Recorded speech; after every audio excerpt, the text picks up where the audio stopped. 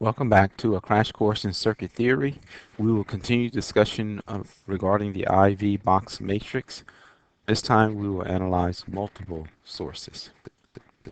In the previous video, we analyzed single sources and we concluded there were only three possible options for the matrix, and that is the voltage could go up and down at a particular point depending upon the value of the power source or the value of other components in the network. But because we only have one energy source here, this will remain and always will remain the highest point in the circuit, which means any other point in the circuit will have to be lower than the highest point. So in this design right here, you can see that the current will always flow out of the power source towards the ground. But once you start using multiple sources, or even multiple or combinational networks, things can change. Current can actually flow in and out of a particular terminal. Let's look at this example.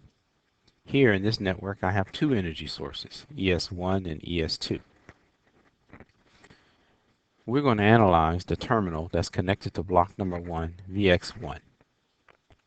Now VX1, we know the voltage can go up and down. As a matter of fact, this is always an option, up and down. However, with regards to the current, that depends on the status of VX2. If VX1 has a higher potential than VX1, then of course the current will flow out of VX1, or it will flow out of box 1. So we have a source. However, if VX1 is less than VX2, then the current will flow back into. Now this may seem unreasonable because you're thinking this is an energy source, and I've always learned that current comes out of an energy source. Well, actually, the truth is current always flows from the highest potential to the lowest potential. That's the nature of charge. So if the potential is larger here, then yes, charge will flow from here back into this point here. Now what actually happens inside of this box 1 when it receives? Well, it will probably collect more charge for later use. But we can conclude that the current can flow back into block 1 if the potential at Vx1 is less than Vx3.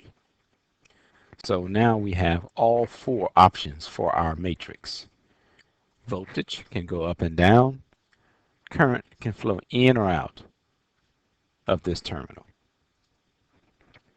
And that can be determined by the levels of ES1 and ES2, and also by the condition of the potentiometer and other component values. Let me quickly explain once again how this works. If I have a point at 12 volts, and I'll call that VA, and I have another point over here that's 6 volts, and I'll call that VB. According to circuit theory, current will flow from VA to VB. However, if circuit parameters change and somehow the voltage at this changes to 6 volts and the voltage at this point changes to 12 volts,